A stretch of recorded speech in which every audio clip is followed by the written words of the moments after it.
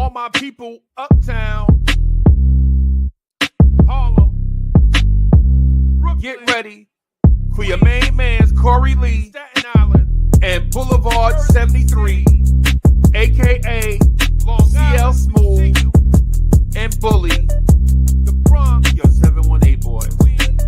Everybody, everywhere.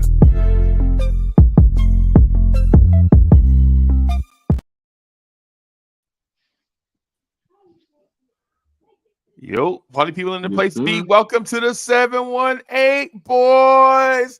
Is Queens in the house? Is Brooklyn in the house? New York in the house? Ladies and gentlemen, it's your guy, Uncle Freezie, the number one chief rock in Knicks universe. I'm sitting in with the fellas today, right? But we have a surprise guest, right? The person that I consider, no disrespect, the person that I consider the number two chief rocker in Knicks universe. And I say that proudly. You know, I can't give up the title. I'm an old man. I can't just give up the title. You know what I'm saying? But the smoothest voice in the game, right? Right? Homegrown, hardcore Knicks fan. Second gen, Nothin But Knicks. He got his own joint, his own channel, where they have celebrities that come through and hang out with him and talk everything from Knicks to hip hop and everything in between. Right. He is part of the Tall Man Club, 6'5" and above. Y'all know what it is. That's an elite club. Me and this gentleman and maybe one or two others, including Greenie from LI. Salute. Y'all put y'all coffees down, get on y'all feet, stand up, put your hands together for our brother, for real, our real life brother, Ron from Still Knicks Fans. Bim. There he is. Ron is in the building.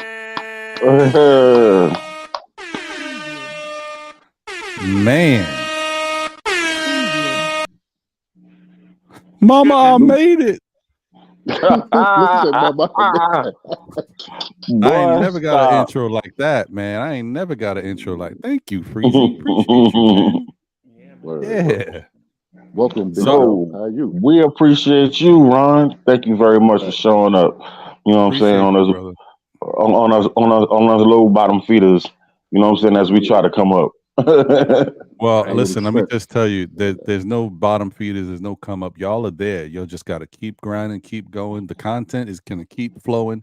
Y'all right where you need to be, man. And I apologize for not being able to make it here sooner. But, you know, usually like Sunday is a day of rest for me. I'll be sleeping. And so I apologize if I got the sleepy eyes. But as I say a lot in situations, when you are looking for someone or you're reaching out to someone or they are reaching out to you and they want to be a part of something, you got to make time. So my thing is I had to set my alarm so I could get up so I could be here. That's all it is. That's what you got to do. So I'm here. Thank you, man. And you're doing us a great honor. You know what I'm saying? I just want to take some time out. I want to take some time out real quick. You know what I'm saying? And just, you know, say hello to the early birds. You know what I'm saying? DSJ is in the building. Ivory 10, my God. Good morning, bro. We got JJ. I love you, baby, even though you're a stinking Jet fan. We got Kerry Cox. He got a stink. You know what I'm saying? And we got Jay Giant in the building. Thank y'all very much for being here with us. And to those who are coming late, you know what I'm saying? We look forward to you. Now, here we go. Bully, what's going on this morning, man? First of all, I want to say, morning to everybody. Thank you, Ron, for coming through, man. Salute. As you know, with BK, with my man Sims, the par father, man. You know, let's look out for him and whatnot. He got some things that's going on over there, man. Salute to him. Salute to Ron, first of all, for coming. I really appreciate you. The Queen, of course, for the love of the game. You know, I always shout everybody out and stuff like that. What I got going on, right now, I'm glad to live above ground and wake up every morning. Wake up every morning so I could do this, on a Sunday with y'all, man, for real. And of course, my man down there, Freezie, Lord have mercy, the boss. That's the boss. Lord of mercy. The Lord of mercy. Mr. Amon himself. Y'all just don't know. Right. And my man Billy over here looking like the Black Lone Ranger. Pull your mask back up. Yo, it was a long night, dude. You know what I was doing. Stop playing with me, man. Stop playing with me real quick. Yeah. Oh gosh. Oh gosh. Stop playing with me. You know, I'm about to get that turkey in a minute. After we do the show, I'm about to fry turkey real quick and stuff like that. You know what I mean? Oh, gobble gobble. Yeah, early. Right. Yeah, no doubt. All right, fellas. You know what I'm saying? Number one, thank y'all for being here. Now let's get into the hard facts of what we've been going to discuss this morning, and we're going to discuss the elephant in the room. Is Julius Randle really hurt, or is he dogging it? And then we're going to start off with you, Bully. You know what I'm saying? Give me your opinion. You know what I'm saying? And see how it goes. And then when you get done, pass it off to Ron, and we're gonna go to Freezie, and then I'm gonna just give you my feelings. All right, go ahead, homeboy. I wanted to get on Ron's show. Once again, salute to you, Ron. Thank you for showing up, bro. Thank you for taking your time out to be here on the show. Bro. I was trying to jump on his show because I was talking to Corey Lee. I was frustrated about what I saw with Milwaukee. I know the Queen said something about body language, right? And I respect her for all of that and whatnot. There's never no disrespect. And salute to you, Queen. But the job where I work at, I got to learn how to read body language and stuff like that. And when Brunson made that shot, it was just something different. Now, I don't know. I want to come, first of all, I want to come in with a positive attitude. That's why I got all this Knicks gear on and whatnot. You know what I'm saying? I was going to bash Randle yesterday. I was going to tear him apart and whatnot if I had a chance and stuff like that. But I woke up on the good side of the pillow. So I said, I'm going to give this man the benefit of the doubt. Maybe something going on with him. Maybe he hurt. Maybe that ankle is not acting right. His explosiveness is not acting right towards the basket or whatever. Maybe he's frustrated with the new system that's being implemented when you featuring certain dudes to get the ball. He not getting it the way he needed. Pause. I hope there's nothing. Pause. Thank you, please. That's the light skin stuff. Anyway, so as I will say, maybe. I hope there's nothing going on up above in the brain cells, something like that. But maybe the man hurt, and maybe Tibbs is giving him too much rope. Maybe Tibbs is giving him too much rope where maybe too far gone from like, yo, I'm gonna do what I want. Matter of fact, it looked like the whole team doing what they want. But let's focus back on Randle. I hope he's not hurt, and I hope there's nothing going on upstairs. But at the end of the day, man, something got to give, yo. If you hurt, bruh, sit down. If you can't produce the juice, sit on down. Pause on that one, and sit on down, and let everybody up. Yo, you got other players on the team that could probably help. I know we missing RJ. We missing points from RJ. Mitch didn't score a point, but his defense was, nice and stuff like that. You got Jalen Brunson scoring 45 right off the muscle. You can't do that every night. So what's going on? If you hurt, bruh. Just admit it and just say it so we can. I don't even think we can get out there and get anybody to back them up. And I'm not saying that Obi was a factor. Salute to Obi, but at least if he was there, it might have been a little chance. I just can't salute other team players, bro. Oh, okay. He's not with the team no more. Okay, I got you. I heard that the other day. Mm-hmm. In my mind, in my mind, it's like two tears in the bucket. Mm-hmm. You play for somebody else. So then, all right, I read the chat. Obvious. Then if he ain't hurt, then what's going on with him? That's like rooting for Leonard Williams. Leonard Williams, man. Salute to Leonard Williams, bro. Salute, shout out. And who Leonard Williams play for now? Seattle? I don't know. Yep. But I just want to end the take real quick by saying, if Randle is doing this thing again, and I don't want to call him a diva, not today. I'm really concerned. I'm not in panic mode. I'm in worried mode. Like I told Curry earlier. Yo, YouTube got us already. It's 11. We 11 minutes in the show, and YouTube got us already, bro. What? Let's keep pushing. All right, no problem. But I'm not in panic mode. I'm in worry mode because I know we got LA, and I know we got some games that's coming up that's crucial. If we don't get with it, what's gonna happen, dude? So I'll pass it on to Ron. That's my take on it, yo. Yeah, I mean, listen, I understand what you're saying. I feel you on it. Don't know what's up with Randle, but what the more time, I talked about it for 3.5 hours yesterday.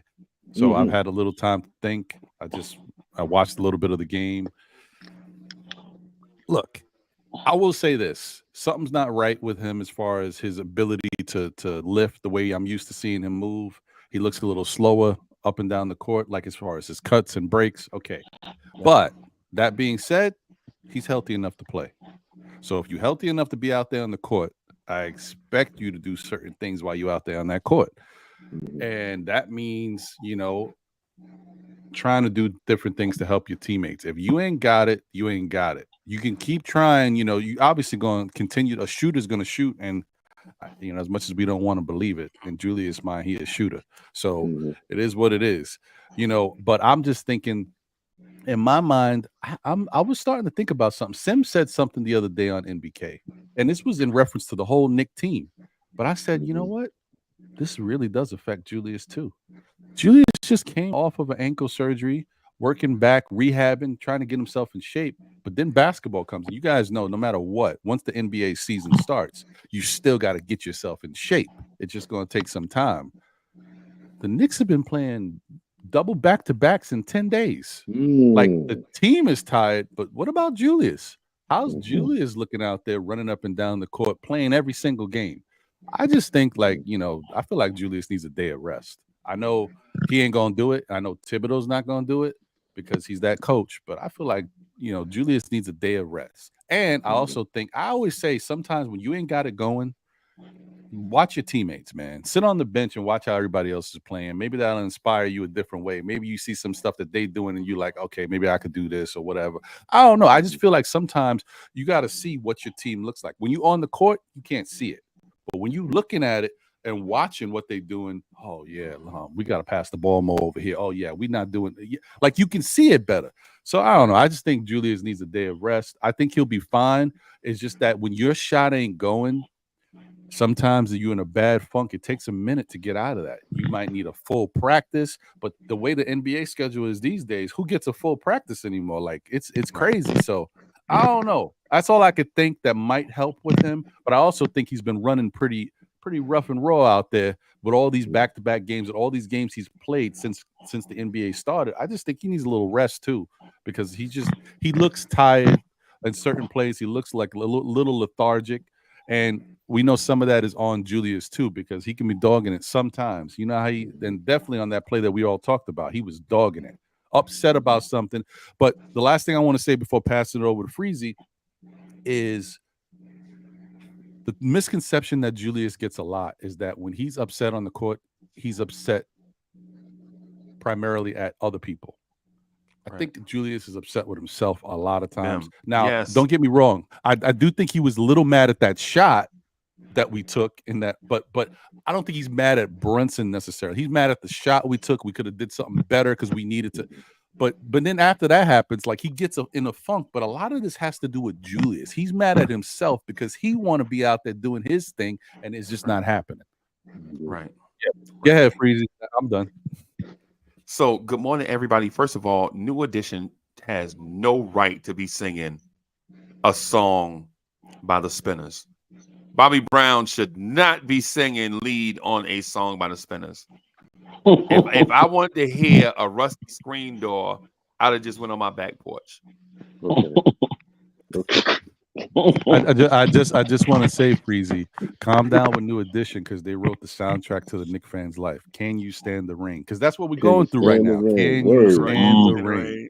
I had a lot of concussions from bumping my head because I thought we was look. I'm kind of delusional as a Knicks fan.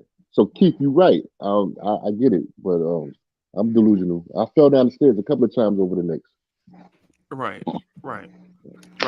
No, I get it. I get it. That was just my unveiled shot at an old washed up New Edition. Y'all already know how I feel about an old washed up New Edition, right? But anyways, my point on Randle is I think we have to relax, right? I think we have to relax because everybody is not gonna have a scorching start or shoot well from the floor. There are going to be times during the season that everybody is going to have these shooting slumps that Randle is in right now. Randle's slump is at the beginning of the season. There are going to be Knicks that are going to have the same type slump throughout the season. And I'm not talking about all season long, but I'm talking about they're going to have like these weird 5 to 8 game stretches where they can't, then throw it in the ocean. I think Randle's is right here at the beginning, and we know why he is due. And we said it before. Randle historically as a Knick finishes at 65% at the rim, and that's not great, but that's just who he is historically. You will want your power forward to be higher, of course, but that's his number, 65. When that man's shooting 7% at the rim, that lets you know that there is an issue. And he made a lame excuse for it. He was like, yo, it's just congested in there. No, big guy. You just can't get there fast enough. Right? It's the same conversation we used to have about Ahmad Bradshaw and Brandon Jacobs. Brandon Jacobs, man, the line, together we just got to create more. Well, it's funny that them holes be there when the same play Ahmad Bradshaw get through there. I wonder why that is.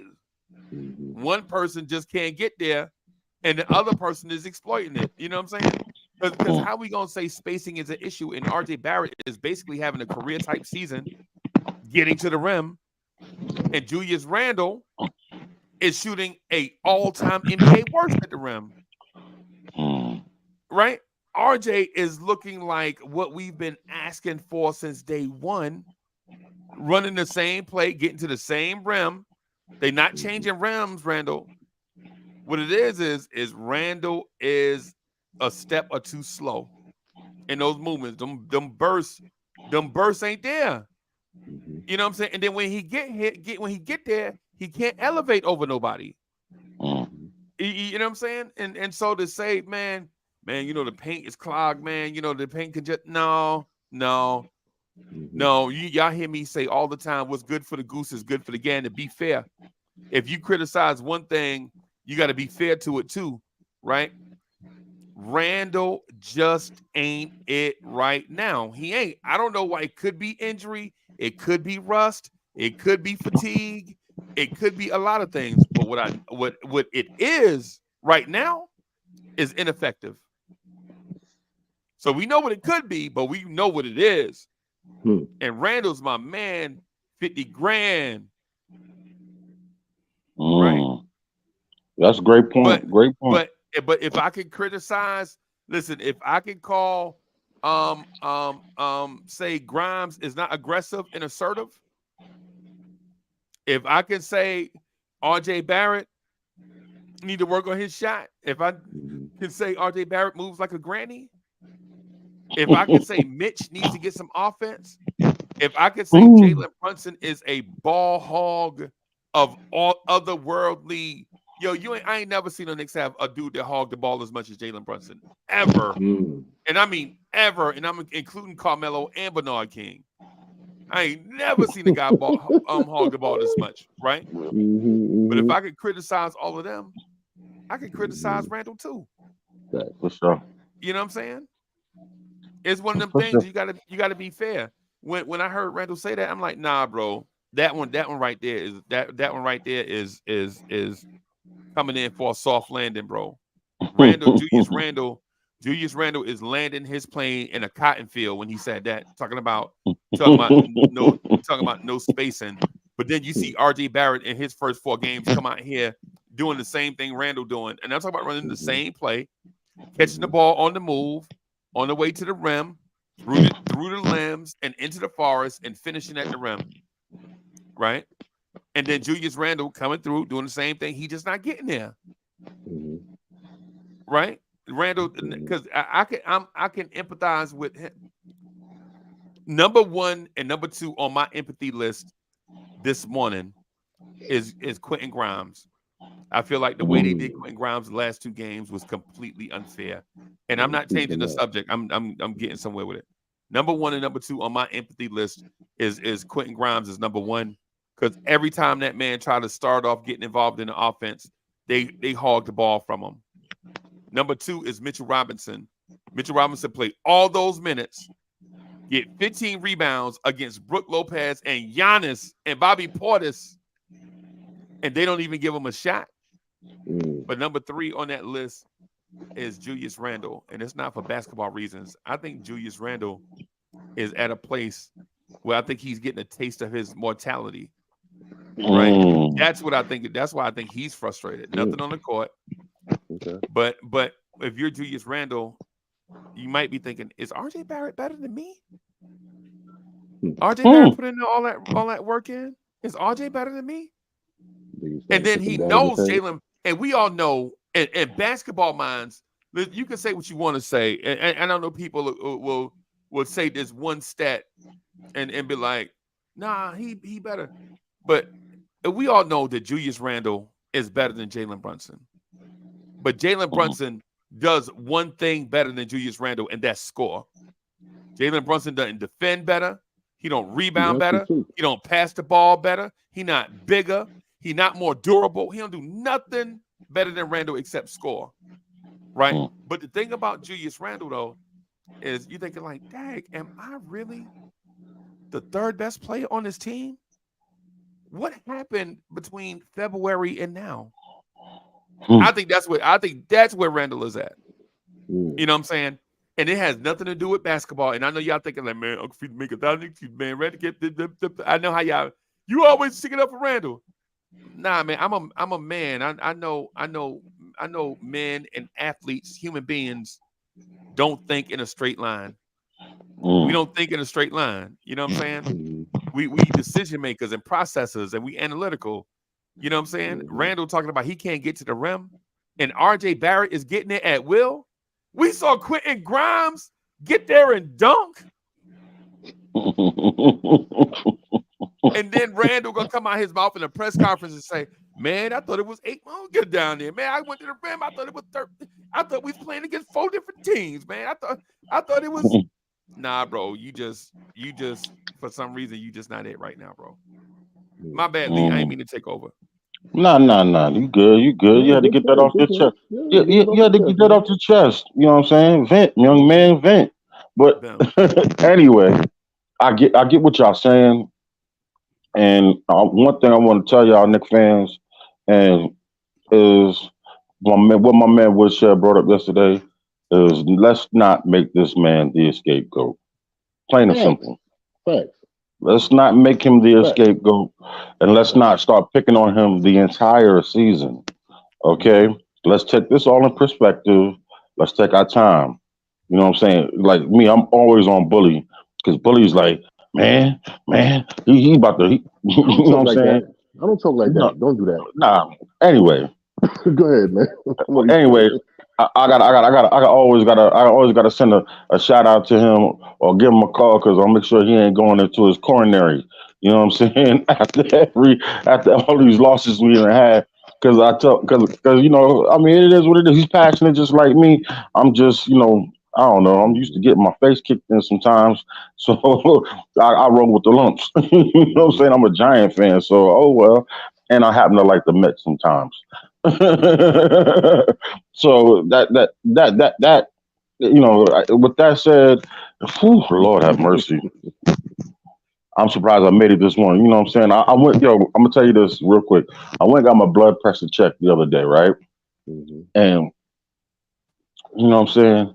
So when I got it checked, and the dude was like, yo, he was almost perfect. 120 over 81. Now perfect is 120 over 80.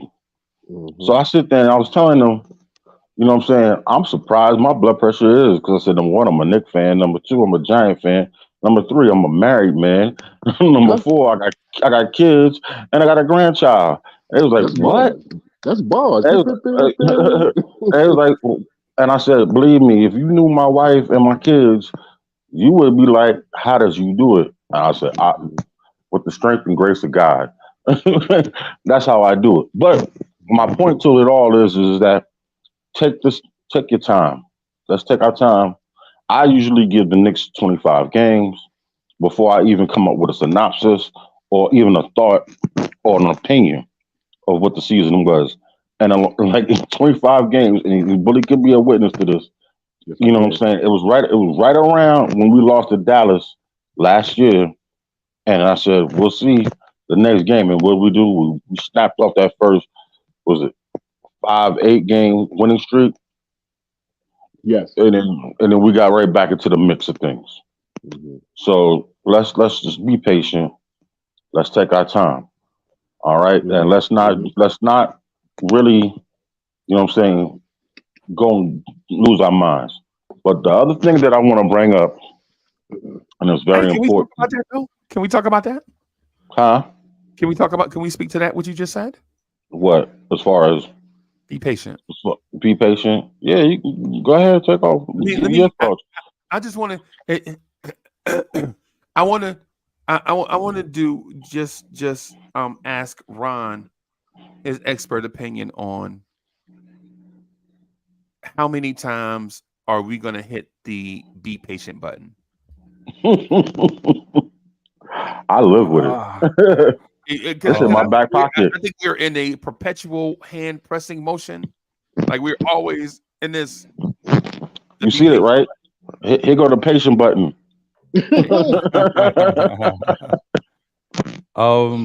Yeah, I think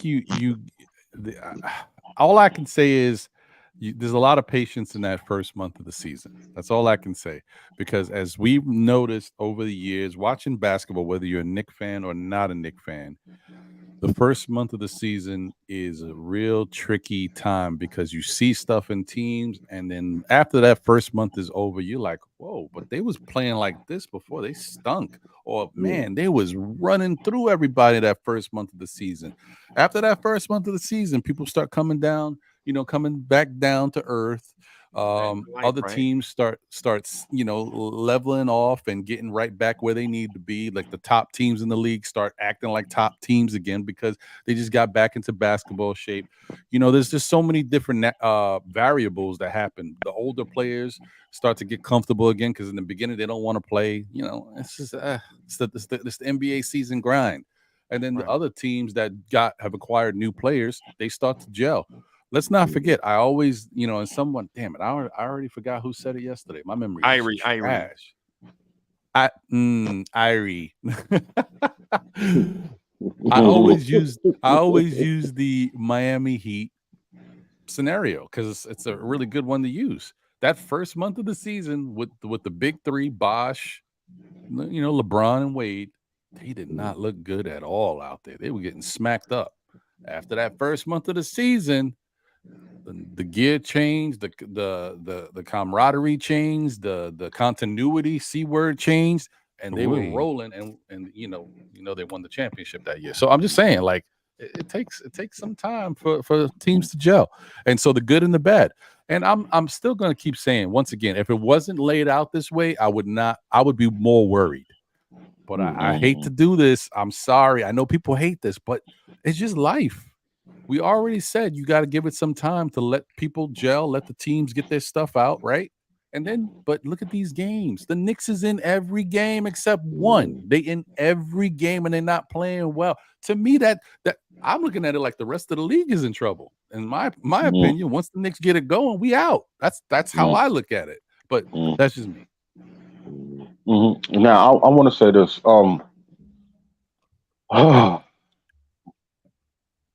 Jalen Brunson, Pass the ball. Pass the ball. Please, man. Pass the ball. You are a miniature black hole. Pass it, please. Yeah. It's sad when I'm looking at Julius Randle averaging more assists than you. When I'm looking at Quickly averaging more assists than you. When I'm looking at DiVincenzo averaging more assists than you. Bro, in order for us, if you're going to be a superstar, one thing I know about a superstar makes his teammates better. He makes his teammates better. He finds ways. He elevates their play. He elevates their play.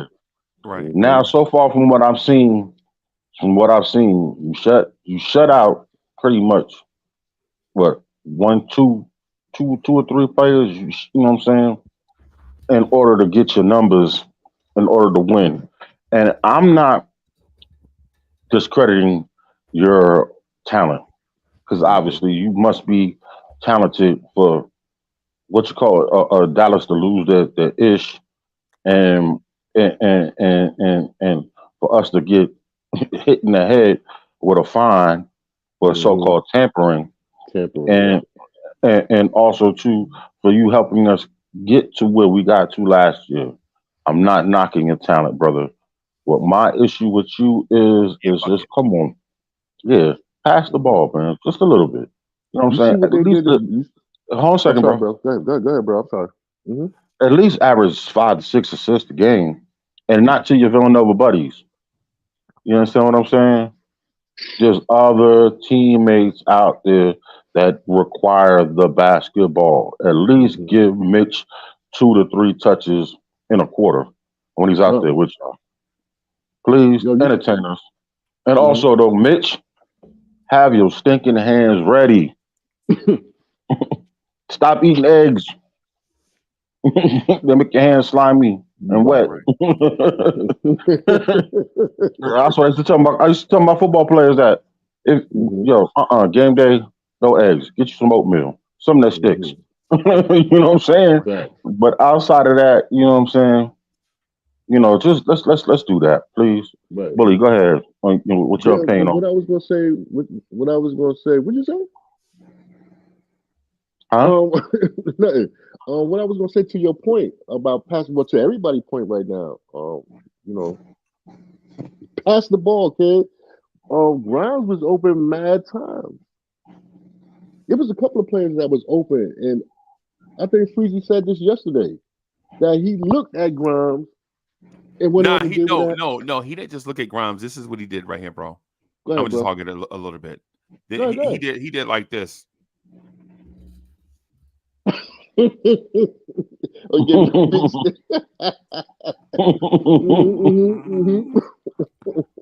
looked that man dead in the face, right? He looked that man dead in the face, and then and turned away from him.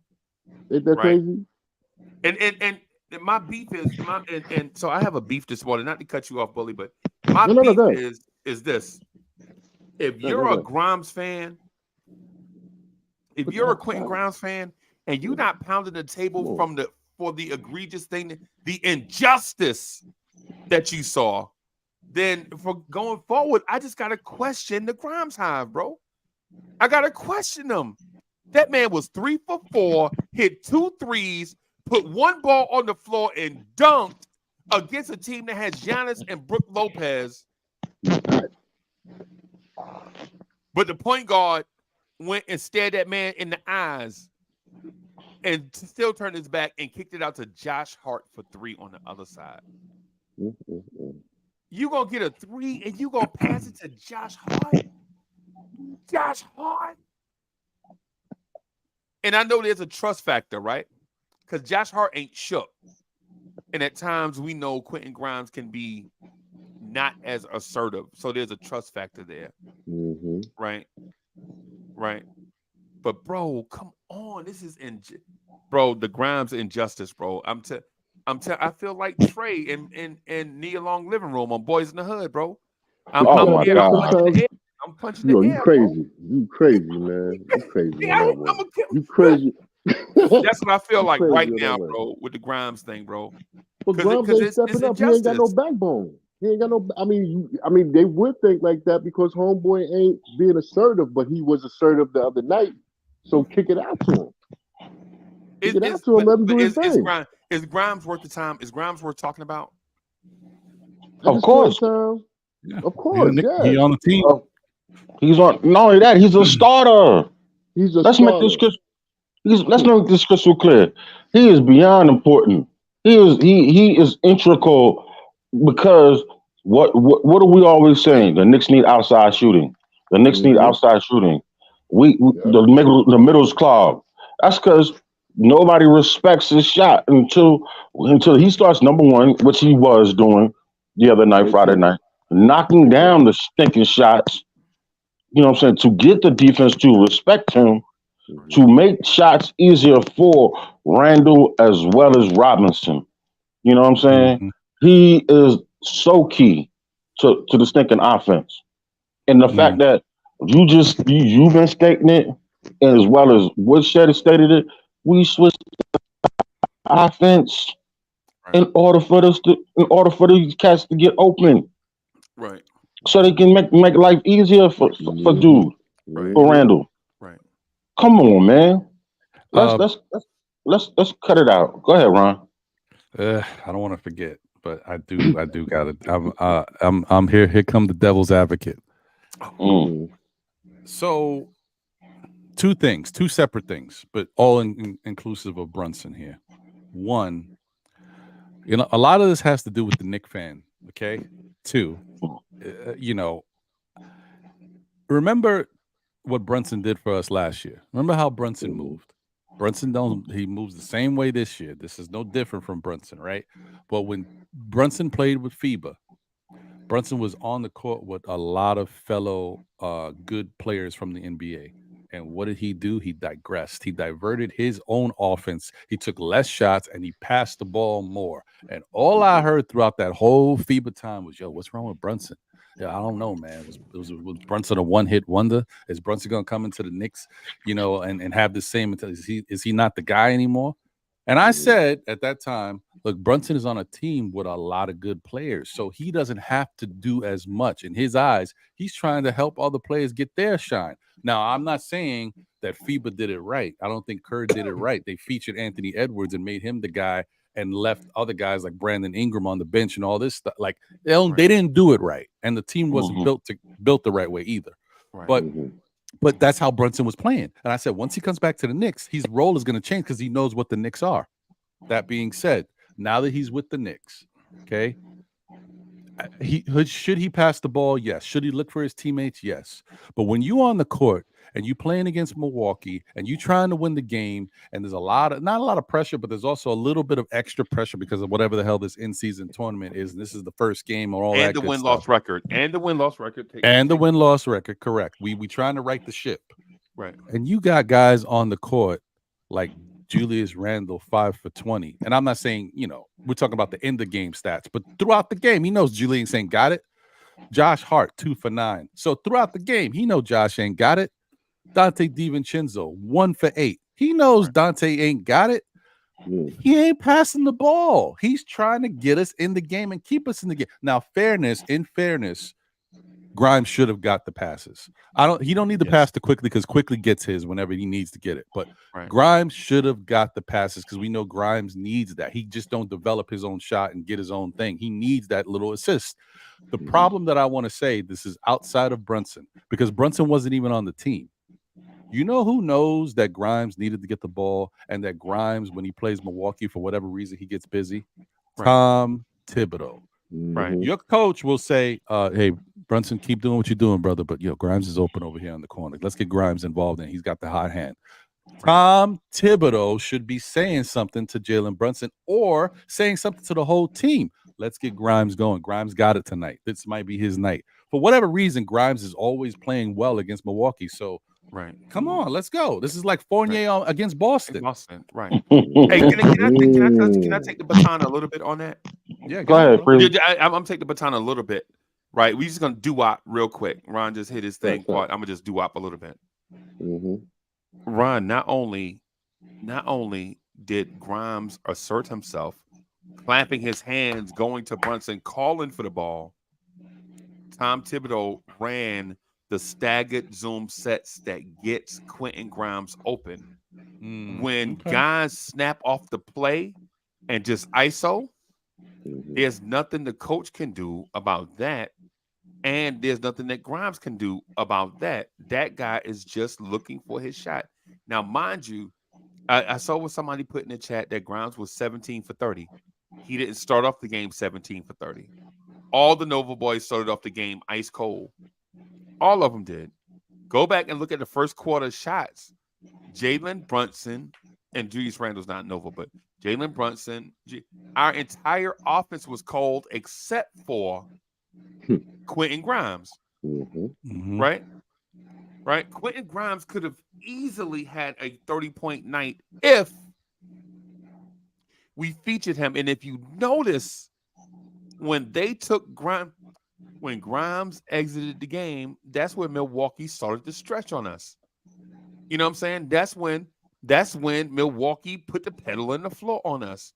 And we had to battle back constantly, right? And so when you got Quentin Grimes going, clapping his hands at your point guard, like, yo, I'm here. That lets you know that man not passing, bro. When your center play the entire game and gets 0 offensive touches, this has nothing to do with Tibbs. This has everything to do with ball hogs. In my opinion, that's what I saw. Right? So, you know what I'm saying? And I'm not looking here to say what I saw is absolutely law or perfect. Right? Because everybody has their own perspective. But when you got guys beg, yo, man, Mitchell Robinson got to beg for the basketball on social media? I mean, come on, bro. That lets you know somebody ball hogging, bro. Word. I mean, no disrespect to anybody. Tag. Go ahead, Ron. Can I jump back in real quick? Go ahead, Ron. Go. Let me just say, I hear you, Freezie. I agree that there is something going on with Brunson with his style of play. He's a ball hog. He's an offensive player. That's who he is. He's an offensive player, just built to score because he knows his deficiencies. He don't play defense. So listen, this is what I do. This is why you got me here. This is what I'm gonna do. Right. But he's also supposed to be our point guard. So I hear you. This is not the way. And if you guys remember, I've talked about it on my show multiple times. One of the things I want for Brunson to do is get the guys open who don't get themselves open. I said he's got to feed Mitch. I said he's got to feed Grimes. I said he's got, whoever else has problems getting their own shot, he's got to help those guys, right? Because he's the point guard. But as I say that, and I shout out to you, Keith Turner. I know you said Ron coming up with an excuse now because JB was still doing that when Randle was playing good. When was Randle playing good? You mean last season when we won 47 games? We wasn't talking about this then. It don't matter then. We was talking about it now because the Knicks are not playing that way. And believe me, all you was talking about as Knicks fans last year was, oh, how good is JB? Oh, JB got snubbed from the All-Star. We wasn't talking about this other stuff. So it's a different shift than what we're talking about because the times are different right now. Yeah, all I'm saying, there are different things are happening. Correct. But what I'm saying is, even though I know Freezie is correct, and when you're on that court, it's the player's game, Tom Thibodeau is the coach. And usually a coach sticks around longer than a lot of players, usually if he's a good coach. So good organization, if it's a good organization. Yes, or if it's a good organization. He has the authority to say, JB, listen, pass the ball to this guy. I know, and shout out to Freezie for understanding the sets and seeing what plays they're running. I get it. If those plays are supposed to be, if the thing is, this play is supposed to set up so that Grimes comes off and gets the open shot, all the more reason why Tom Thibodeau would say, well, I just told you guys to run this play, yet Grimes didn't get the ball. Tom Thibodeau has a right to say something to Jalen Brunson. Run the play. You know what I mean? Like, he don't say nothing. It goes back to accountability. It's the same thing when we saw with Julius Randle, when Julius Randle was going great and he wasn't passing the ball or he wasn't doing certain things. He was dogging it on defense. Tibbs wasn't accountable for that either. So I don't expect him to say anything to Jalen Brunson because he's part of the problem. That's all I'm saying. I get it. Check the technique. Yeah, but I hear you. But check the technique to Freezie point when he said yesterday, maybe he losing it. Maybe the team is not listening to him no more. Yeah, I don't think. You know what I mean? Maybe they out there doing their own thing. Maybe they ain't even listening to the set plays that he putting out. Like, man, I'm tired of listening to this cat. And that's probably what happened with Obi last year. Like, yo, dude, what are you doing? And whatnot. We losing games, and then you got to understand Tibbs can't even adjust sometimes. He don't sit down. He don't listen to his other coaches, and he having certain players do whatever they want to do. And again, accountability on offense. On offense, he will snatch you. Yes, he will snatch you out if you don't do what he say defensively now. Because you remember Deuce McBride came in Friday night and he gave up those 2 threes to Marshawn Beauchamp. And he snatched Deuce out the game so fast, bro. He almost broke that man's neck getting him out the game. Who was Coward? I mean, I'm not Coward. What's the other guy name from Milwaukee? Jay Crowder. Crowder. Yeah, man. I mean, come on, man. You making these dudes look like they all-stars.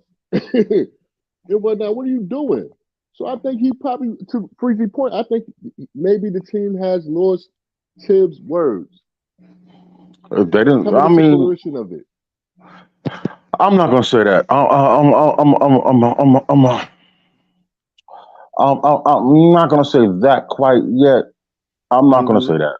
I just for some reason, and I'm not for some reason. I just can't really expound on it. I just don't have that feeling of that yet until I'm ready to make my assumption or my prognostication of my opinion. So I'm gonna reserve. I'm gonna reserve my opinion until game 25. Until the 25th game, I'm gonna reserve my opinion on that note. But what I will say is, it's crazy. 25, I used to like 15. But I'm sorry, bro, not to cut you off. Yeah, you good. You good. Yeah, Bully, you see what that is, right? Let me see. My dude. Yeah. Yeah. Hold on, dog. Okay. All right, we're gonna still keep it in the realm of basketball. But Bully wanted to bring this up, and Ron, you can save your opinion because I know you don't like to chime in on certain things like this. And it's cool. I'm gonna say this. It works. I'm gonna say this. What's going on with NBA players and their wives or their significant others? Oh. I'm gonna sit this one out too, man. I don't want to talk about that. Yeah. Unfortunately, what's going viral right now in the world of NBA stuff is a certain former player wife decided to go live and pretty much put all their business out in the street and was very messy. My heart goes out to this man. And because he's a really good guy. And unfortunately, you know what I'm saying, he was a #1 draft pick. He had a great career. He bounced around for a while, but he lasted a long time. And it's Joe Smith. I'm gonna say this. You young people out here or parents who aspire for their children to be athletes, you have to, I'm not saying you have to, I would suggest that you really get at your kids or your young men, you know what I'm saying, to make better choices on how you choose your mates. Only because of these situations that seem to keep popping up. You know, I'm not going to tell you where to go find your wife. I'm not going to tell you how to find your wife. But you need to do some deep thought into choosing your mate. if they had a certain lifestyle before, yeah, basically, when you're choosing your mate or your significant other, to whatever you like, I don't care, because nowadays, people have an assortment of what they like to choose from. Excuse me. Oh, pause. I simply say this. Remember what type of lake you go fishing in, because Don't some go ponds chasing are toxic. waterfalls. Yeah, and some ponds are toxic. Yeah, You know, understand what I'm saying? Right. So just think about that before you do it. But Lee, I this is can't. how we do it.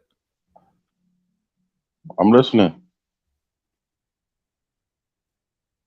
How we do it, please, because you just jumped in there and cut me off in my thought. I'm sorry. I just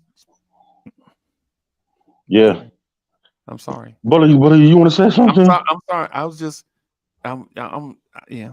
Go ahead, bro. My bad. Bully, you want to Well, I say mean, something? yeah. I'm gonna say a little something. I'm gonna keep it nice and sweet and whatnot.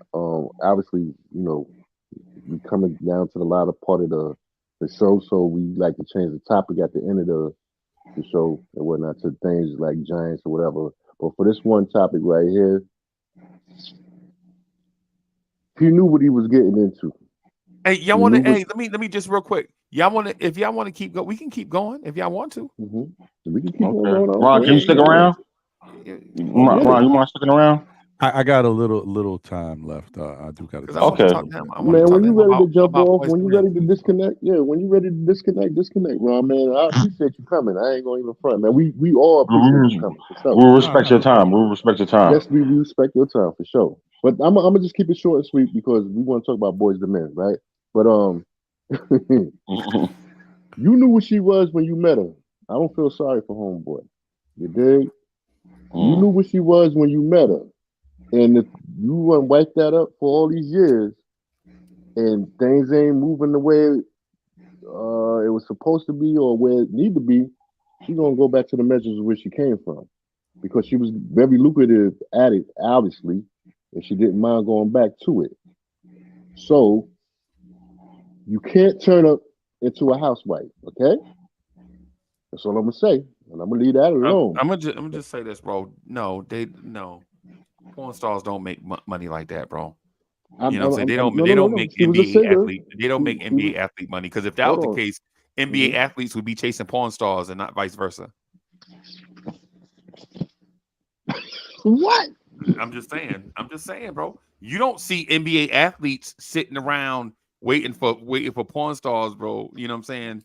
Trying to get them the bag, trying to get them the NBA players is not out here talking about I'm too good for Pancake Factory or whatever, Cheesecake Factory or whatever it was, Waffle House or whatever it was. You know what I'm saying? Whatever the Good place point. is, Good point. Good point. whatever it is, you know what I'm saying? Good point. But All right, Hey, Zion. yeah. real quick. Let me say something real quick. All right. I return. It's not that I like NBA gossip. More so, it's more so, uh, um, just for It's what's the. in the media right now, man. Listen, man. I Calm return. down, Do it for you, but, man. It's what's in the Billy, media. Bully. Can I All finish my right, man. statement? Yeah, go ahead, bro. Can I speak? Sure you can. En cállate, por favor, my All right, brother. man. See, my brother. See. All right, I'm gonna say this. It's not like I like gossip, you know what I'm saying? Because I'm not a really messy person. I'm not, but it's just stuff that just is glaring. And these cats, you know what I'm saying? Listen, these cats get offered lottery tickets.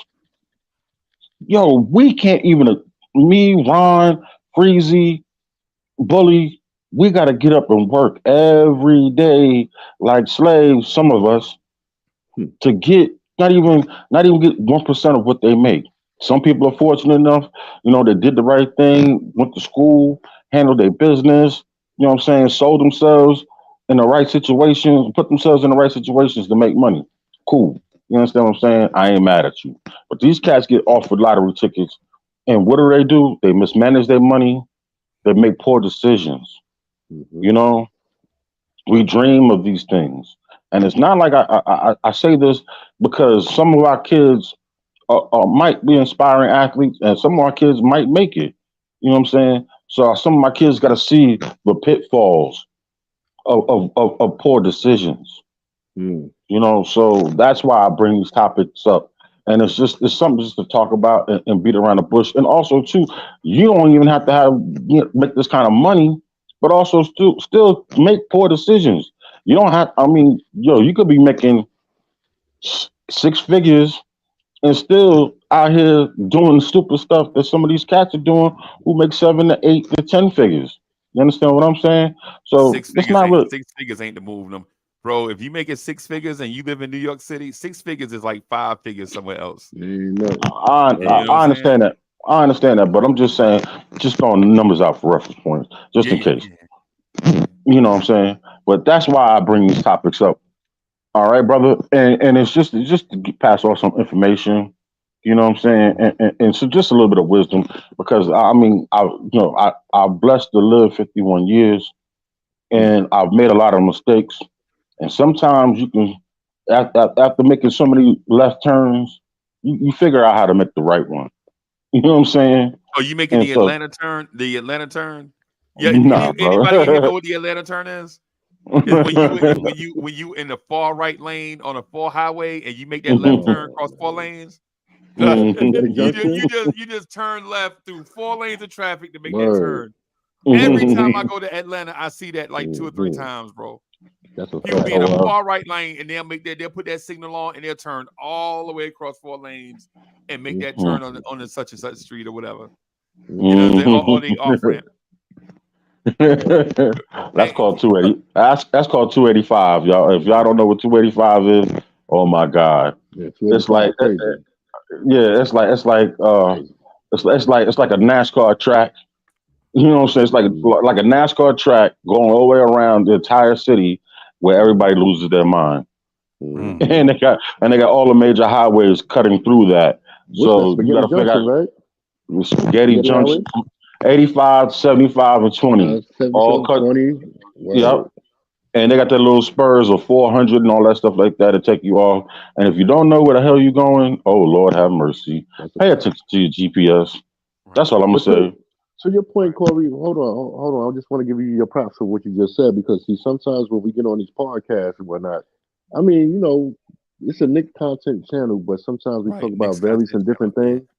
And sometimes good advice is good, man. We losing our black men at a high rate. We losing black families at a high rate.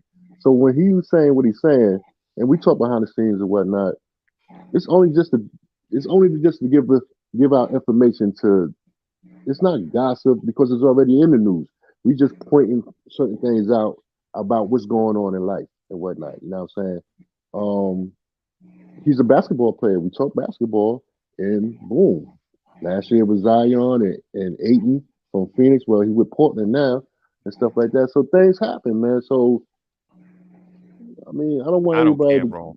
I know you don't care. I really don't care, but it's topic. You know what I'm saying? Like, I mean, because I'm sorry, go ahead, bro.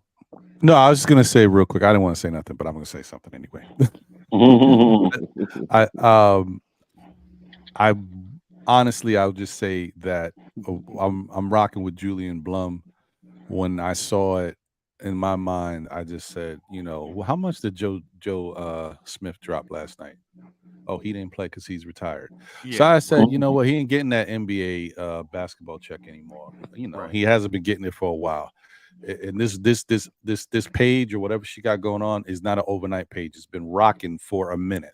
So all I'm saying to y'all is I don't believe everything I see. In my mind, this was a little dual statement. It was, I'm Joe Smith. I'm a former NBA player. I know who my wife is. I know what she's doing right now. I'm not happy with it to you guys, but really I'm here with my wife, promoting my wife's stuff so we can make more money. That's what I looked at it like. That man wouldn't even look in the camera. That man was laughing so hard he wouldn't even look in the camera. That's how I looked at it. I was like, this is just promo, and he's just telling you, I'm Joe Smith. I don't approve this message, but I'm rocking. That's what I thought.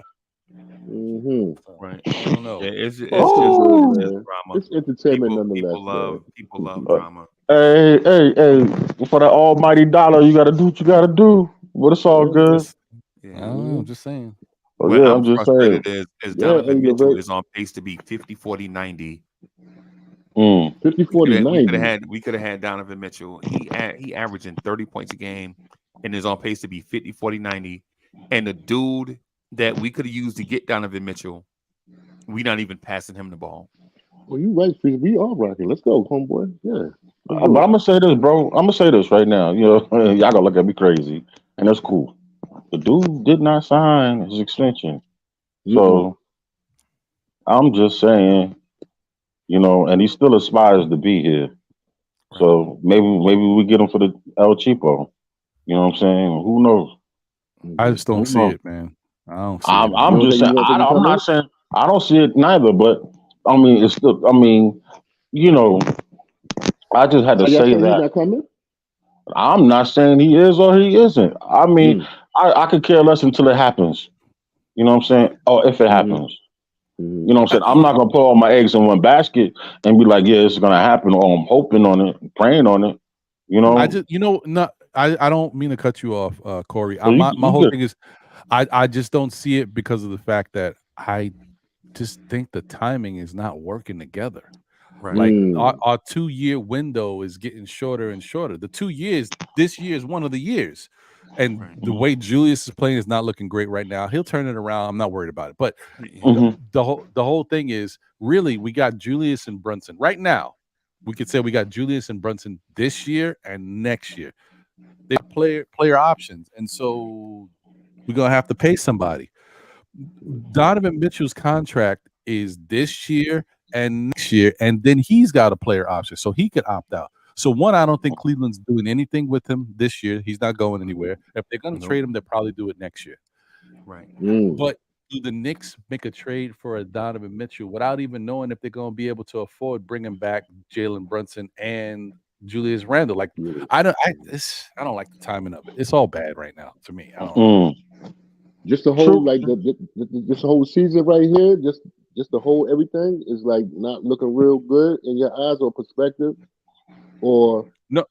I think look, in the end of the year, I think I'm starting to kind of fall off this whole 50-win season, but I still think the Knicks is going to turn it around, and they're going to have like a 45 or plus win season if they can get straight. Now they might go on a hell of a run, and who knows, they might still get to 50. But I'm not worried about in the end, I'm going to say it like this. In the end, because of what I've already seen with how the Knicks are in these games, I still think the Knicks are going to be able to make it to the second round of the playoffs. Oh, of course, most definitely. I'm telling you, like that's how I still envision them. I don't. It's just going to take some time to get there, and Thibodeau's going to have to work his Thibodeau magic, and we're going to have to start going on runs because no matter what's going on with this Tom Thibodeau team, every year is the same thing. We are a Jekyll and Hyde team. We've always been. Now, if they don't act like that this year, then I might be worried. I'm like, because this is the same type of team, and you telling me we're not going on the 5, 6, 7 game win streaks. We're not losing 3, 4 in a row and then flipping it again. Like if we're not doing that type of stuff that I'm used to for the past 3 years, then I might be a little worried because it's the same guys basically. So then I might be a little worried. Okay, right. Good point. And Freezie, you got anything else to add to that? Turn it around though. Yeah. My thing is I think we have to strongly start to consider as Knicks fans, is this front office it? Because not doing so if you're a front office that avoids doing dumb stuff, does not mean you're a front office doing smart stuff. You know what I'm saying? You know what I'm saying? So basically what you're saying is you want us to be proactive instead of being reactive. No. We ain't make no moves, man. No, that's what I'm saying. No, I'm not voicing an opinion on what the move should be. What I'm saying is I think it's an indictment on the front office, right? That you got $60 million tied up in role players coming off the bench, and one of them is not even playing, right? And then when you talk about, then the conversation is, well, such and such is going to command such and such $1 million a year. Well, hell, Don't you have that coming off the bench? Man, listen. I know it's about strategy. You know, how do you spend your dollars strategically, right? Mm-hmm. In my mind, I don't think you pay players 1 through 15 even money, right? Right. Like if you remember the Milwaukee Bucks of the 80s, they were paying everybody even money. But if I asked y'all to name 4 Milwaukee Bucks from the 80s, y'all won't even remember who they are. But if I tell you to name the teams that had salaries that were top heavy in the 80s, like the Lakers, I bet you y'all can name 4 Lakers off the top of your head right now. I bet you, they made the Larry Bird exemption in one night. The Celtics couldn't afford to pay Larry Bird because they just didn't have the money. Facts. The league got together on this happened at 12 o'clock noon. Mm-hmm. They got together. Everybody, every owner from around the country got on the phone at 4 o'clock. They passed the Larry Bird exception by midnight to keep Larry Bird in Boston, bro. Larry Bird Larry Bird joked, I might go to the Knicks, I might go to the Lakers, but really everybody knew he wanted to go to the Indiana Pacers, right? By midnight that same day, they made this thing called the Larry Bird exception, and we still use it to this day to sign players, our own players, and go over the salary cap. We still use it to this day, right? That's crazy. Because top-heavy salary teams win championships, right? When you try to make it even across the board, and RJ makes 25, so let's give Josh Hart 18. Julius makes 27. Such and such makes 25. Bro, when you looked at the Milwaukee Bucks roster, do you see Giannis making 27? Damian Lillard ain't making 27, bro. Steph Curry ain't making 27. Clay ain't making 27. Draymond ain't making 27. Bro, this front office, I understand the strategy, but it's not a good one. Spend that money on the best, please, and fill in the rest. You see what George Steinbrenner used to do? He ain't care. Steinbrenner didn't care. Right. But baseball. Go get him. Go get him. Just want to finish this. Just want to finish this point really quick. Right. Just want to finish this point really quick. The reason why I say this is that I think Knicks fans are being bamboozled because a front office is interested in self-preservation over the championship run, right? And the reason why I say this is because teams that value championships over everything risk it all, right? They risk it all for a championship run, right? Your Golden States, your Bostons, your Lakers, your Clippers, they ain't even wanted to, they ain't even been to the finals, and they risk it all, right? Right? The Clippers traded for James Harden in season, and the Knicks in the offseason signed Jacob Toppin and Dante DiVincenzo. If that don't tell you what direction we headed in, that should tell it all. While the Clippers traded for James Harden in season. And the Knicks free agents are Ryan Arcidiacono, Dante DiVincenzo, Jacob Toppin, and a guy named Charlie Brown.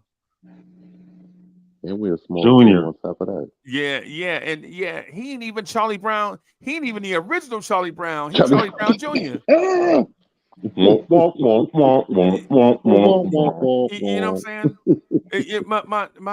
My thing is this: the front office, being quiet doesn't mean that you're out thinking the field, right?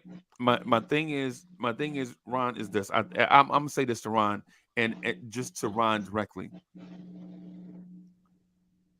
I understand what Tibbs is doing. Tibbs is saying that he's going to put together a championship level defense, and he's gambling that the offense will be there. He's taking the Chicago Bulls blueprint. Remember when Chicago had the number 1 defense, and then they just let Derrick Rose run around and do whatever he wanted to do? Y'all remember that? How many championships did that win, though? Sure. I mean, Eastern Conference did get to. Right. It's the Larry Brown thing. Remember, Larry Brown was like, "Yo, I'm gonna put together a top 3 defense, and I'm gonna let Iverson run around and do whatever he want to do." Right. But how many championships did that win? Right. And here's the most important part of that. Here's the point. This is the thing that I want y'all to remember from this whole thing that I talked around the world and back, been around the world, right? How healthy can you keep a guard in that style of play, right? If you have a number 1 defense and a guard that is a scoring machine, how healthy can you keep that guard? And then what happens if that guard gets hurt?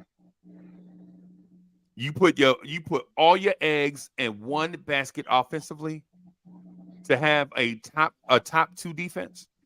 And if that guard gets hurt, now you out here picking up guards off the street. Now you out here got Nate Robinson starting in a playoff game. He said Nate Robinson. Stop playing with me. It happened, bro. Right in I my know it life, did. didn't it? That happened, I know it happened. right? It did happen. It did happen. Y'all remember they started John Lucas III at point guard because they sure did. Tom Yes, Thibodeau was breaking down point guards at such an alarming rate that they had to get John Lucas III. And y'all remember John Lucas III? He was the one that LeBron James jumped over his head in a playoff game and dunked. Hurdled him. Embarrassed that man. Right. So right now, it seems like we're in a fair place right now, right? But this thing never has this blueprint never has a happy ending ever. Ever. It never has a happy ending, bro. Never. It's a recurring nightmare. Recurring nightmare all the time. No, I'm gonna say this. It's sort of like what you said. It's sort of what do you call it? Insanity. Because you know the definition of insanity is, keep doing the same thing over and over again, expecting a different result. But Lee, am I wrong? Am I wrong for this analysis? Seeing that Tibbs invested in a top 1 defense and letting do it all guard just score and score and score. That's the hub of the offense. No, you're not wrong in this analysis. Look at Allen Iverson assist total. Look at Derrick Rose assist total, and then look at Jalen Brunson assist totals. Bro, you are to this point until we see something different. You are 1,000% correct. You understand what I'm saying? So I can't rebut that. I can't rebut it. I'm just saying somebody push back on it because I don't want to be right.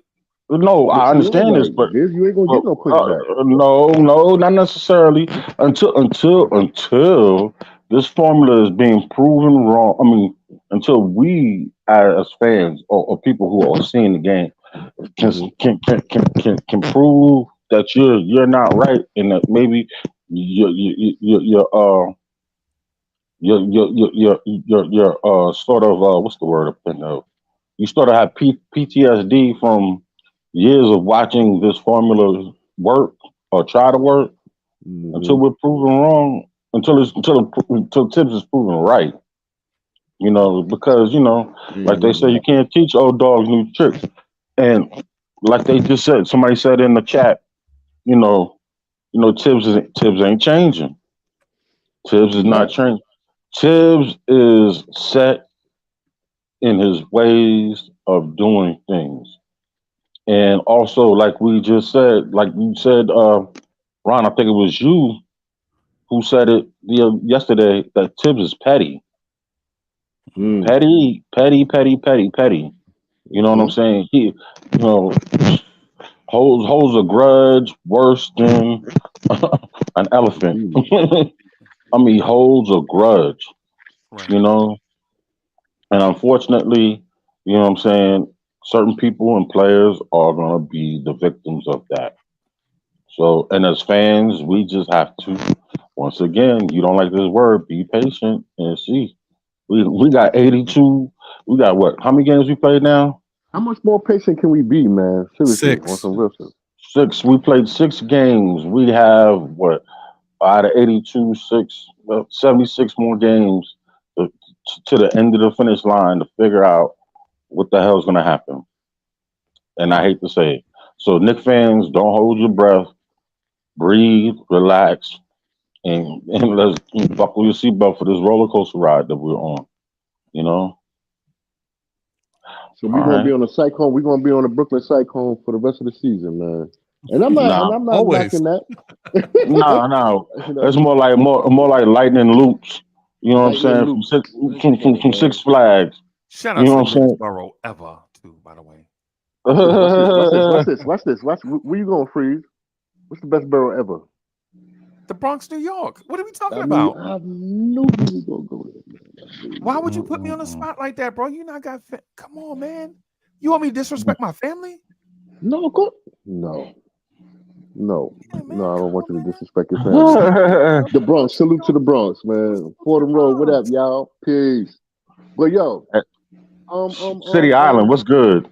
City Shout Island, out to Bronx River. Ooh, Bronx River, rolling thick. The cool DJ Red shout out on the mix. Word. To the home of hip hop. But anyway. Ron, am I wrong on that? Do you? Am I out on a? Am I hanging on a string? Yeah. About what? The best city? Oh no, definitely not that. That's a question. Oh. It ain't even a question. No. That's why I thought you was out there on a limb. I thought you. My fault. I didn't. My bad. Good one. Hey, Ron, represent Park Slopes. Represent Park Slopes, Brooklyn Heights. Oh, man. I don't know about all that. Shout out to the greatest part of Brooklyn, New York, man. He better not. Don't do it. Don't Freeze. Bushwick. No. Bushwick. I was gonna say East New York. Let's go. Oh yeah. Okay. All right. Oh, Western Queens. Western Queens, the Wild Wild West part of Queens. We stop now. No, because Freezie like to say Williamsburg and whatnot. But I knew, and you know how it is. You know. I mean, WB baby, we in here. WB. Yeah, I ain't never even been to Williamsburg, bro. I heard they got nice my God. Maybe if I want to walk Benny in the middle of the night and drink, you know what I'm saying, an iced latte with my laptop, you know what I'm saying? North Street. I mean, listen, it is what it is. I don't mind. I tell you, that is like one of the most diverse parts of Brooklyn. So shout out to Williamsburg. Hey, listen, it wasn't always this way. So I already been through. I've been through the bad parts. Let me walk around with a latte at any time of night. Yeah, I'm good with that. Yeah, and very, very good with that, right? And walk your labradoodle. We out here wearing. We out here Franklin Ave in effect. What's the shoes they like? They out here with Rolex watches and Uggs, not Uggs, and Toms. They wear them Toms, them cheap shoe Toms. And Buster Browns and whatnot. Ron, you got anything else you want to speak about today, brother? While we have you here? Yo, thank you, man. Word. Nah, appreciate y'all, man. Like I said, I mean, I just got to make the effort, man. It's just tough, man. But no, I'm good, man. I appreciate y'all, man. Good conversation, man. I try to, like I said, the only reason why I don't get to be in the chat when y'all are rocking is just because I be sleep. That's it. If I'm up, I'm watching. So I promise you, Bully's gonna come out there to where you at, and he's gonna get you whatever you want, whatever your favorite cup of Joe or Joanne. It's on me. We're gonna cash that Bully $8 so he can take care of you. You know what I'm saying? Oh no, we're gonna make sure he gets you some pasta salad. Oh yeah, big cranberries. If I meet up with Ron, we ain't doing no pasta, nothing, dude. We going to the big steakhouse over there on Metropolitan. Peter Luger's. You taking on Peter Luger's? The Luger's, man. That's crazy. That's wild. Yo, it's on me, homeboy. I don't care. What up? I'm just waiting for these two characters to fly up here. My homeboy got a restaurant, bro. I ain't spending no $400 for Peter Luger's. My homeboy got a restaurant down here. Big Rob got a restaurant down here, and it's black owned. So sometimes you're gonna get that black people energy, and then like, yo, I already been by your table 4 times. Y'all still ain't ready. So sometimes you're gonna get that on that type energy, but the food in there is excellent though. And just to throw that out there, because it's crazy. I've lived been on this earth 46 years, lived in God bless you. Williams. Wow. Wait a minute. He said 46 years. Yeah, man, you know how we do. Oh, okay. Yeah, okay. Yeah. Mhm. You see the Right. grades. I'm sorry. Hey, Grandpa. I got I'm grade sorry. too, I did man. this early. This is right here. I'm a silver fox, so it's cool. I'm sorry, Yeah. Grandpa. We didn't mean to get you up this early, Grandpa. Yeah, Yeah, man, that's what I'm right. telling you, man. You know, I need my beauty sleep, B.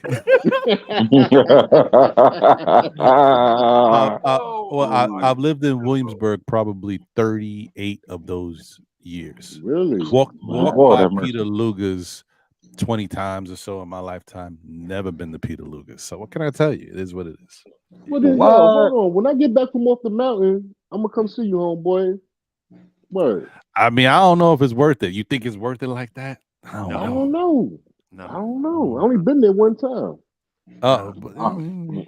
They don't serve cat. One time, and the food was all right. It was all right. Hey, let me We can go to let me sea. ask Ron We one can more go up to question sea. before we did, because I want to ask him a basketball related question because we rarely get to be on a panel and talk Knicks. I just want to ask Ron this question, man. Ron, is there a big move coming for the Knicks this season? And the second part of that is, do the Knicks identify a deficiency where they feel compelled to address a need? Oh, wow, crazy, because I don't think the big move is coming this year. I do think that the Knicks are going to do a move at the trade deadline to throw the Knicks fans a bone to appease the team. But I also think the Knicks know they got a couple different deficiencies that they need to seal up, and it's not looking like they've done a good job at it. That small lineup is trash. That's my opinion, but I don't like it. Wait, trash overall or just trash offensively? I think. Well, you know what? I would have to take another look at it. But offensively, I think it's trash. I don't know defensively. I would have to take a look at, because if the Knicks are, playing really solid defense, then maybe the small lineup is giving them some advantages. So maybe on the defensive side it's working, but on the offensive side it doesn't look good to me. And it probably goes back to the fact that we just don't have that consistency shooting. If the Knicks were knocking their shots down, that small lineup looks great. But I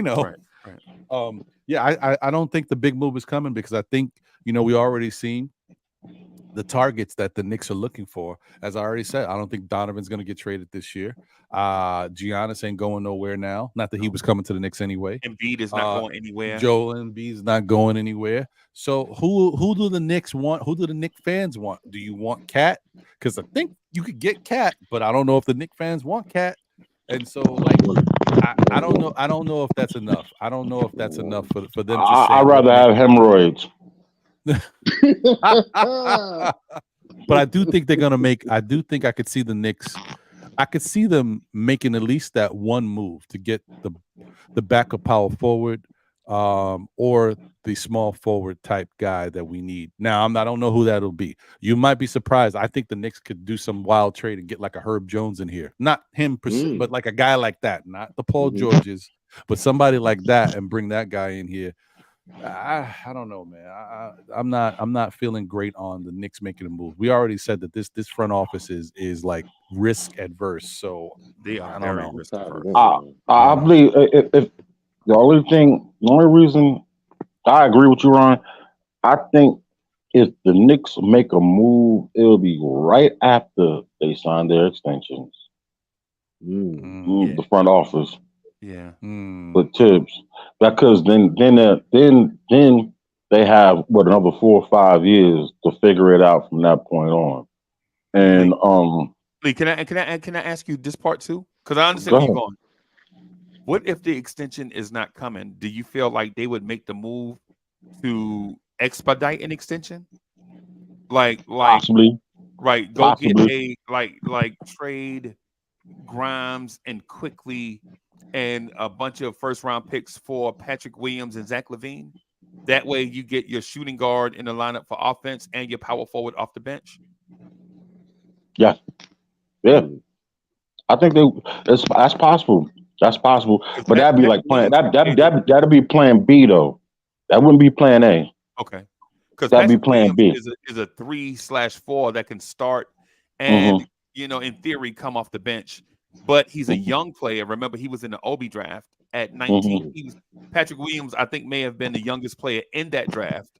He was right. While Obi was how old was Obi in that draft? 23 or something. 35. Yeah, and so Patrick Williams was like 18 and a half or something weird. Right? That's that brother. He's from FSU, right? Am I correct? Yeah. And he's a solid. And then he was there with Devin Vassell. Yeah, and that coach, I forgot his name. The brother's name. Leonard Hamilton or Leonard who? Yeah. Whatever. Leonard Williams. Yeah. Leonard Williams. Yeah. He's always turned out great defensive players. So, and he would fit into the mold of Tom Thibodeau type of player. So yeah, and he's sort of like a Swiss Army knife, and also too, what will make him good, because my man, like I brought up yesterday, is my man switched agencies, and so if things go left, as far as Randle goes, what I'm saying, he's a plug-in right there because he's already a starter. So yeah. I mean, but I do like Freezie's thought process, and that is a team that the Bulls are 2-5, and I got to tell you, they don't look good. They don't even Levine and DeRozan. Hey, say what you will, DeRozan don't look that great to start this season. Just saying. So they might definitely be in the fire sale type flow when we get to the trade deadline. I'll watch them. I will watch. And in theory, you're trading them their backcourt of the future and quickly and Grimes. Not that I don't want Grimes, but if you get Zach LaVine, all you're doing is stunting Quentin Grimes, man. Let that man go somewhere and start. You know what I'm saying? You know what I mean? And then too, cats like me, because if they move Grimes to the bench, bro, I'm gonna have a meltdown because you held them out of the Donovan Mitchell trade. I ain't gonna did nothing with him. You're like T minus. You're like T minus 20 right now on that ready that melt. You've been on that trip for the last couple of days. Word, bro. Your mission, if you choose to accept it, bro. Okay, it's impossible right here. Okay, Jim. Now y'all catching references. Now y'all catching references. Okay, go ahead, come on, man. Yeah, man, come on. We savvy like that. Stop playing, man. You know what I'm saying? We're not dumb as a box of rocks. Andrew Wiggins. What y'all think about Andrew Wiggins, man? Okay. Nah. I just don't see. I don't see him leaving that situation because number one, he's out west. He's comfortable. Two, he's in a winning situation. Until that historic winning situation changes, he's not leaving. And he doesn't want to have. He's on the Go ahead, Ryan. Contract you ever saw in your life, bro. Yeah. Oh wow. He's on the friendliest. He did Golden State such a solid, bro. Mm-hmm. Oh my God. Golden State ain't giving up that contract, especially since they got like 3 more years of it. No, right. They ain't giving up. And then the possibility of them winning. Come on now. Yeah, there's no way they give it. And then I don't even think he's 30 yet. He might not even be 30 yet. I think he's like 26 right now. Yeah, no, he's like 28, 29. Yeah, he's 28 already. Yeah, you got to think he's been in the league for 10 years. He was sitting in Minnesota for like, 5, 6 years? 4 or 5 years? Yeah, he's 28. 4 or 5 years, yeah. I'll give him 5 years, yeah. But actually, you know what? I'm not opposed to Wiggins. I'm not opposed to him. I would have been like, Wiggins ain't the guy, but Wiggins don't need to be the guy. He don't need to be the guy because he does everything else so well. Exactly. So now Wiggins might fit well. Right. He in theory, he does what we want Josh Hart to do, but Wiggins does it at such a high level. Right. And he can score at such a high level that you don't even notice him in the game. Right. He's going to defend Brown and Tatum all night. He's going to knock down open threes. He's going to score. You're going to forget that he might be the most athletic person on the floor because he doesn't use it. He's not out here like Obi. He don't just sprint in a straight line and then turn around. And like when you watch Obi, it's like watching a cone drill. Right. But Wiggins is so smooth and explosive at the same time. With Andrew Wiggins is to me is like Anita Baker. Like Anita Baker music. Like you'll forget about it. And then once you hear it, you're like, oh my God, what was I thinking? Mm. You know what I'm saying? This right here is so smooth. This right here is just it. It's like listening to like a Boyz II Men album, all the songs that they didn't make singles. Like, yo, you make this a single. This is fire. 50 Candles, Trying Times, songs like that. You're like, oh my God, these songs is fire.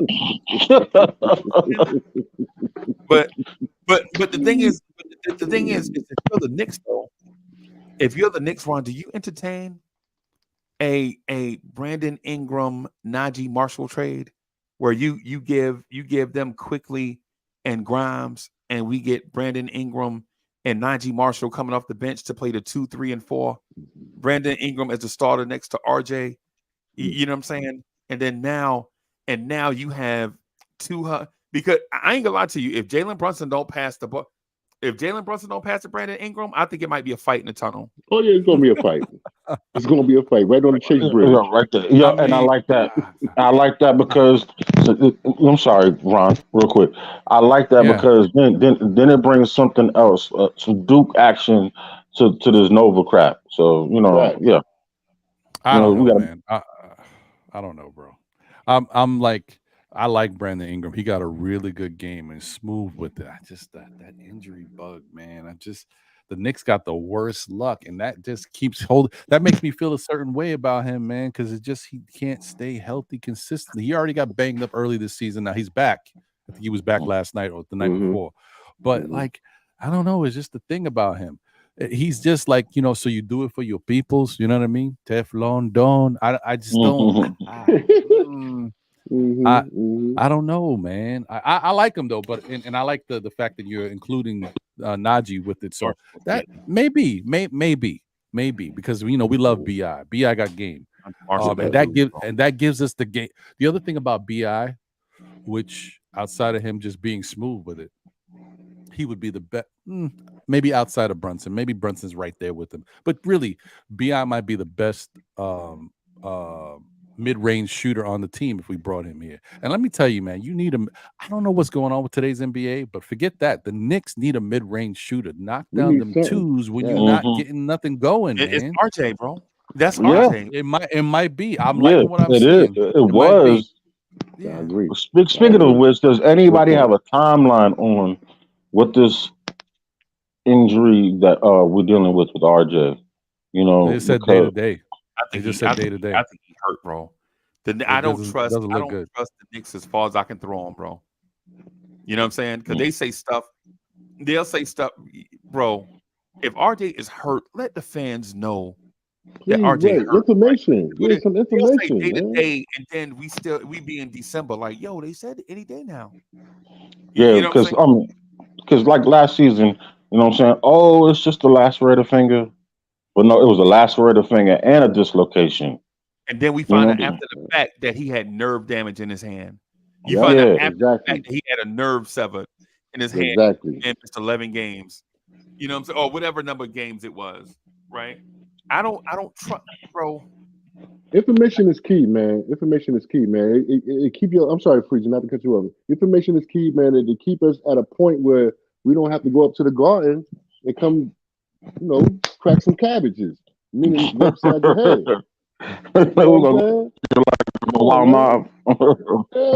Information is key, man. I'm sorry, Freezie. Go ahead, bro. Big bro. I'm merely pointing out that I don't trust the front office and the way they disclose injuries, and I don't trust the front office the way they disclose transactions and things of that sort. I don't trust them in that sense, because what happens is I know a lot of people out there will say, well, mobsters move in silence, right? Or they'll say, yo, when you at war, you have to maintain radio silence. First of all, who are you at war with? The fans? If that's the case, they need to get their asses out of here right now. Y'all, I don't care what Leon Rose says. He could say he works for Dolan. No, he don't. He worked for us. Right?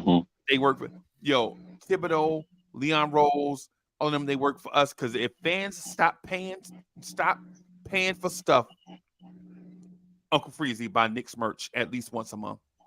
Go to these games out of town, bro. Ron, 2 years ago, bro, we were in Memphis, Tennessee, bro. 2 years ago, or the season before last. I'm sorry, not 2 years ago. We were in Memphis, about to get jumped. You know what I'm saying? Our safety on the line, because them dudes from Memphis, like, what you mean, Mike? Y'all in here talking about the Knicks, man. You know what I'm saying? Why was you on Bill Street, bro? Right. We know we ain't Bill Street, bro. The wood they play at is crazy. Them dudes is no, they was up off of Orange. He was out there in Orange Mound. He was hanging out. You should have called MJG and A ball. All I know, I was somewhere with my Knicks gear. I was and it was like 20 Knicks fans and like 4,000 Memphis fans at the red light trying to cross the street. Lord, and they out there saying something talking about whoop that trick. I'm like, hey, bro, hey, boss, whoop that what? What you say? Six Mafia, yeah. I don't care if it's 4,000 y'all and 20 of us. I don't care. Dolan, pay attention to the stuff that we be talking about, bro. Young Dolan. Like we be going to these Knicks fans going to these games in these weird cities, or not weird. Let me rephrase that. We go to these cities, bro, to watch our Knicks play. We supporting, and the front office is bunkered in and won't even throw us a bone. Not even a hello. Not even a hello. And like people say, yo, mobsters move in silence. Bro, do you know what the mob does do you know what mobsters do? You know, are we the enemy of the mob? Are we getting exploited by? That's what I'm saying. Like all these sayings and all that stuff, bro. Like gangsters move in silence. Do you know what gangsters do for a living? They exploit people. Are we? You know what I'm saying? This is not This is a customer centric business, man. It's a customer centric business, and you got to take care of your customers. Right? They gonna mess around. They're gonna mess around with this Silento type wave.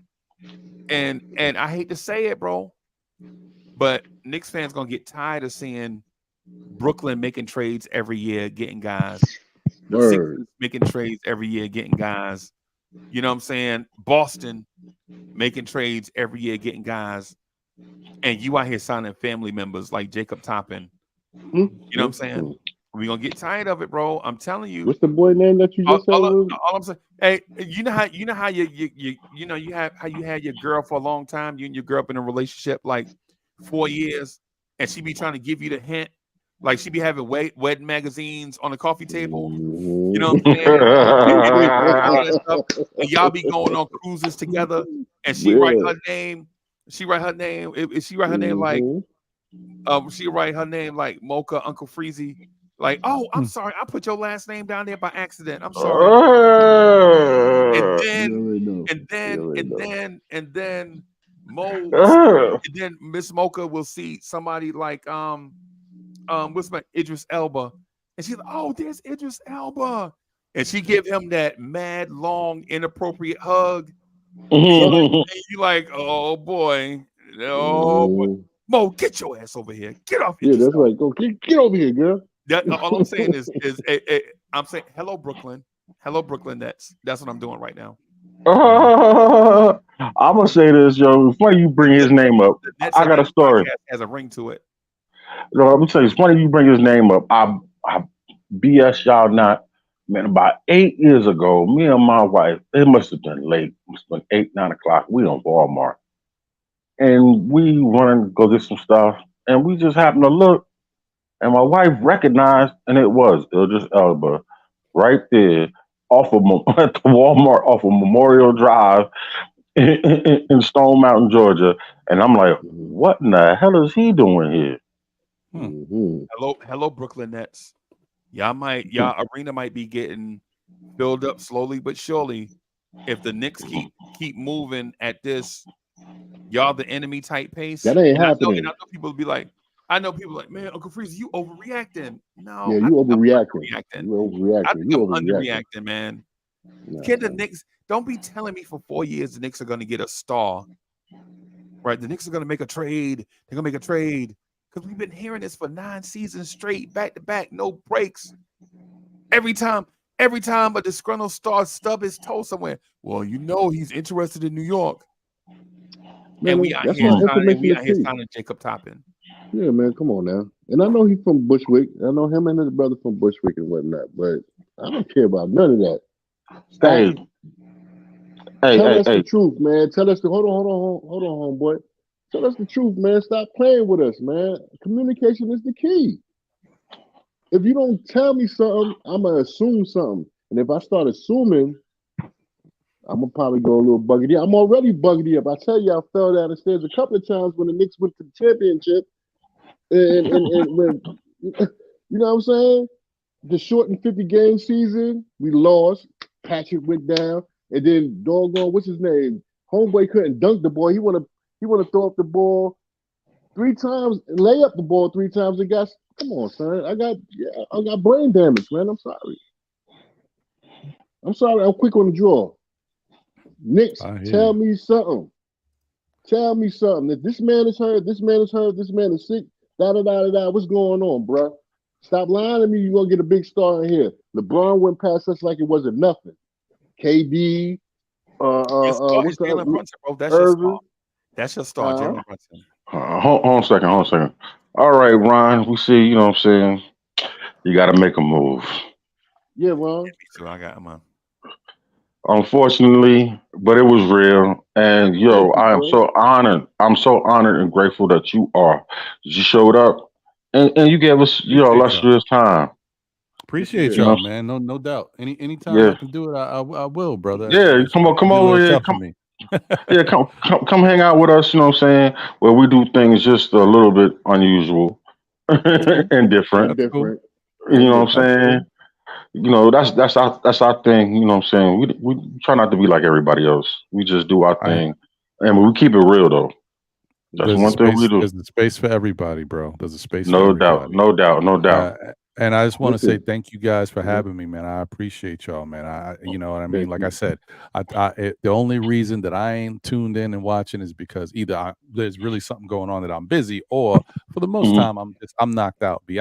I'll be just waking up and your show just be ending. I'm like, oh, great show. Oh, damn. Thank you for your time. No doubt. Thank you for your time, man. Thank you. For real. I really appreciate it. That's Mr. WBLS. I ain't gonna say the call letters or whatnot. Frankie Crocker. Frankie Crocker. If y'all don't know, Frankie Crocker of the podcast universe. Word. You know what I'm saying? Appreciate y'all, man. Y'all know how it is. He got the radio voice. He got the radio voice for real, and whatnot. And his knowledge of the basketball game and within life is definitely deep. So y'all check out Ron, man. Every Saturday you check out and Thursdays. You know what I'm saying? Plug your show, man. Plug your show right now. Plug it up. Oh yeah, all right, no doubt. Well, thank you guys once again. If you want to catch me on these YouTube streets, you can find us on Monday nights at 9 p.m. SKF Weekly with my man John and Jose. Thursday nights on NBK at 8:30 for the NBA wrap up, and on Saturdays at 11:30 for Know the Ledge. So we out here, man. But listen, dope content. None of that matters right now because I'm chilling right now with the 718 boys. That's right. You listening to Boulevard 73 and Corey Lee, Uncle Freezie in the backs on the 1 and 2s. See what I said? You just dropped it like it was. Oh wow! Thank you, appreciate y'all, man. Thank you and appreciate the love. You know what I'm saying? It's been a enjoy pleasure. The rest of your day, man. Yeah, y'all as well. I'm gonna catch you on the next one. No doubt, bro. Man. We're gonna pull up on you ASAP. All right, no doubt. Later. All right, later. Peace. Thank you, man. Okay, bully baby. Bro, I like that. That was dope, man. That was dope. Yeah. I'm so grateful. You know what I'm saying? Now we are winding down. You know what I'm saying? I want to say to my Giant fans, Lord have mercy. Lord have mercy. I'm speechless right now. We got the Raiders right now, right? Yeah. Can we just please, come on, man. Let's not give Vegas anything. I can't stand Vegas. As far as just, and shout out to the so-called Raider fans. Boo. But okay. It's about that time anyway. You got anything you want to shout out, baby? Of course, man. I want to thank Ron for coming through as always, man. Salute to him and everything. I want to salute the chat, man. Keith, Wiz, East Drew Blue, Jimmy. King Ribby was here for a second. Salute to WWL that was in the house for a hot second and whatnot. My man Julian Blum, of course, man, he bugged out. Kerry, what up, man? You know what I'm saying? And anybody that I miss, I know my man got my back. But what I want to say is that I'm not panicking. I'm not panicking about the Knicks. I'm just a little worried because of these next 4 to 5 games that's coming up, man. Oh, mega salute. Oh, Almighty Wiz. I mean, Allah Wise, what up, Duke, and whatnot. These next 4 to 5 games that's coming up, man, is going to be crucial for us, man. Because I mean, if we're not going to get it together, and if Randall is kind of hurt, and then we don't get RJ back, man, it might look a little grim. But I'm thinking positivity. That's why I wore all the stuff on today because I'm positive in my team. I know it could drive us a little crazy. I could fall down the stairs and bump my head about the about the Knicks and the Giants, the Knicks and the Giants. Yeah, fall down all day. I can fall down all day about the Knicks and the Giants, but you know I love my Yankees and I love my Rangers and stuff like that, and the Red Bulls. Yeah, I ain't gonna front. Yeah, I'm with you. But we got to get it together. We got to fortify the situation, man, and not put a Band-Aid on the cut, man. We got to, put some stitches on it, man. Let it heal correctly if anything that's going on with this team and stuff like that. And the front office need to start making some better moves. There's no moves to be made right now because obviously players is moving from team to team like it ain't nothing. You dig? And so on that factor, I just want to say I want Randall to be better or get healthy or whatever that's going on with him. Not to say get over it because we don't know what's going on, but whatever it is, homeboy, handle it and let's get right. And like you said before, you and Freezie and even Ron, we could go on a crazy run, Heckle and Jive. What's the people? Jekyll and Hyde, bro. There you go, Jekyll and Hyde. Them cats. I was about to say the two magpies, Heckle and Jekyll. But anyway, that's why I was getting ready to go. I ain't gonna front. I caught a brain fart real quick, but I ain't gonna lie. But no. 4 to 5 to 10. Pause. Thank you. I want us to make a run and whatnot. Whatever's going on with the team, let's fix it because Tips is not gonna get fired. He's going all the way through the season, and then we're gonna find out what's gonna happen from there. You dig? So whatever's going on with this Knicks team, let's find the remedy and the cure for it so we can move forward and get into the playoffs, which I think we will. But right now we're looking kind of disgusted. You dig? And that's my take on that. And then I'll give my shout out after you finish. All right. I want to say thank you, number one, to the chat. Y'all make this all possible. I want to acknowledge somebody I've never seen in the chat before. Jimmy Henry, thank you for popping up on us. You know what I'm saying? Wes as always, Eastwood, Drew, Keith Turner, you know what I'm saying? My friend of me, you know what I'm saying? Let me see. We got Julu Caesar, you know what I'm saying? Thank you. And Wacko, of course, and everybody else from earlier who I shouted out, David L. and Ivoryton. With that said, thank y'all very much. You know what I'm saying? I'm not gonna hit you with the Stevie Wonder, and I'd like to thank, you know what I'm saying? Like my wife always says, attitude is everything. Just have a great day. All right, and enjoy the rest of your week, and we'll see you soon.